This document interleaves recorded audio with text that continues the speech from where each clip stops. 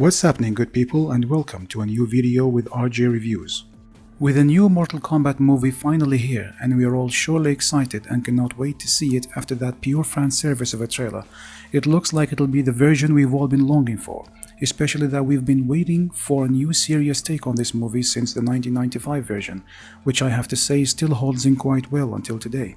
And of course, who can forget that absolute dope intro.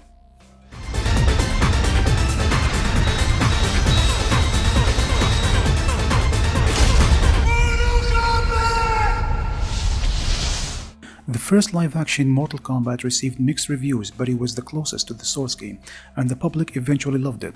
And that pushed for more shows to be produced, bringing us Mortal Kombat: The Journey Begins. Yeah, and she's not talking about us. Did it just get colder, or is it just me? And Defenders of the Realm. Who could possibly meet this challenge? Liu Kang, Princess Kitana, Sub-Zero, Jax, Sonya Blade. These are the Defenders of the Realm. Then we got that magnificent failure of a sequel to the first Mortal Kombat live action, which brought the franchise to the ground. I mean, the script itself was enough to get the original actors for Raiden, Johnny Cage and Sonya to drop out of the movie or take on different projects just to avoid being in the sequel. I don't think so. In 1998, we then received Mortal Kombat Conquest series, which wasn't that good in the acting and storyline. Fool, you think I couldn't see through this cheap conjurer's trick? I didn't want to, I Silence! This won't be any further. But the fighting, choreography and some of the known characters that appeared were pretty good, so no regrets for watching it.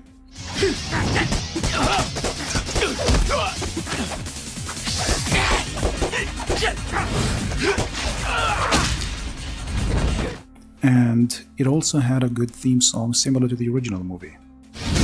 In a tournament called Mortal Kombat. In 2010, we then got the awesome Mortal Kombat Rebirth short movie and Mortal Kombat Legacy series afterwards, which were both the closest to the explicitness that Mortal Kombat has been known for, and thus were R-rated, so we got to see some pretty bloody scenes.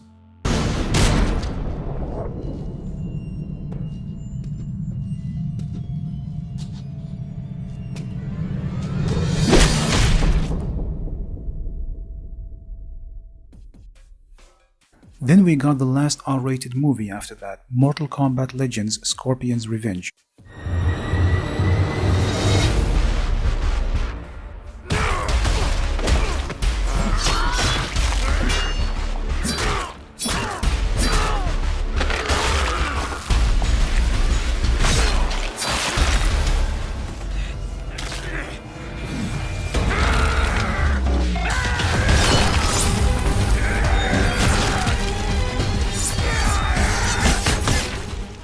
Now, with the new reboot coming up, there are a lot of speculations, theories and talks about the story, details and some of the characters and how the movie is going to turn out.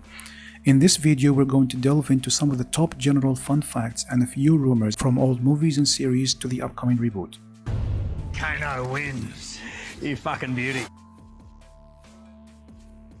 Lyndon Ashby, the original actor to play Johnny Cage in the 1995 Mortal Kombat, revealed in an interview that he would appear in the film as another character. Now, whether this is confirmed or not, I'm sure we would all love to see Lyndon Ashby to come up or to appear even as a different character.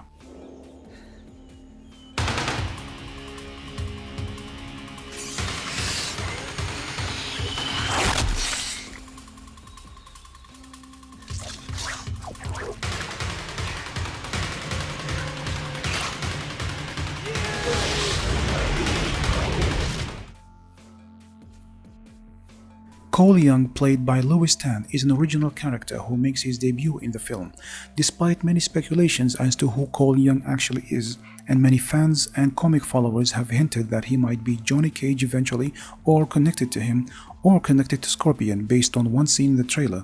It was made clear through the early promotional materials for the movie that Cole Young is the lead character who will be an original character created for the movie. Darren Shalavi, who played Kano in the Mortal Kombat Legacy web series, was expected to reprise his role again, and he expressed his interest in doing so, but unfortunately he passed away before the production began. His predecessor, who first played Kano in the 1995 Mortal Kombat movie, Trevor Goddard, also died in 2003 at the age of 40. Ooh, now look at this. This little baby brings back memories now, doesn't it? What, you used it to knife your mother in the back? Nah. It put a big smile on your partner, though. Ear to ear.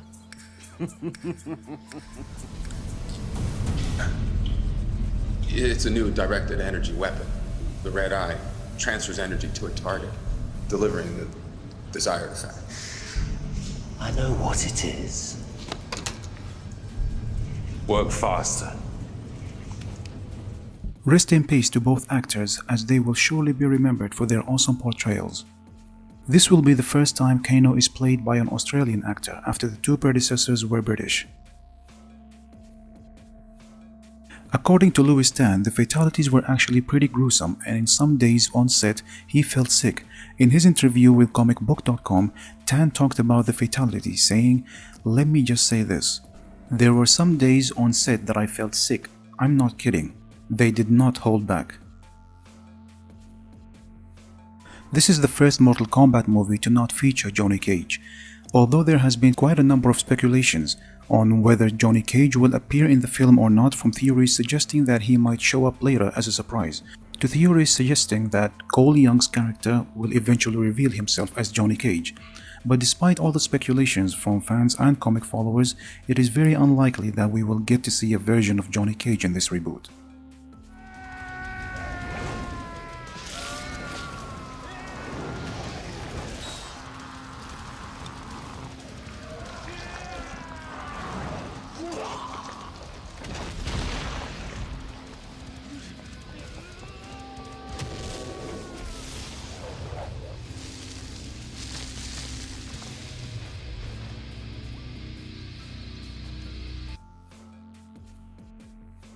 Jean-Claude Van Damme's daughter, Bianca Bridget Van Damme, auditioned for the role of Melina.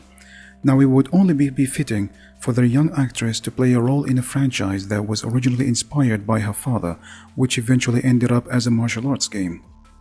But despite her auditioning for the role of Melina, the role was given eventually to Cece Stringer.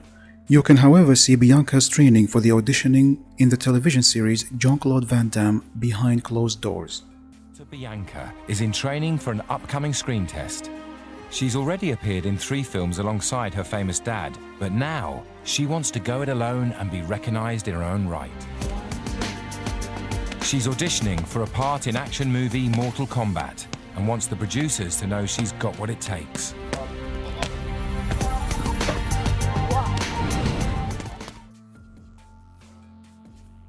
Going back to the first Mortal Kombat movies, and after the disastrous sequel of Mortal Kombat Annihilation, a third Mortal Kombat movie was planned called Mortal Kombat Devastation, and development had actually started, with the original cast coming back to reprise their roles, such as Christopher Lambert as Lord Raiden, Lyndon Ashby as Johnny Cage, and Keith Cook, who played both Reptile in the first MK and Sub-Zero in the second, was also returning as Sub-Zero.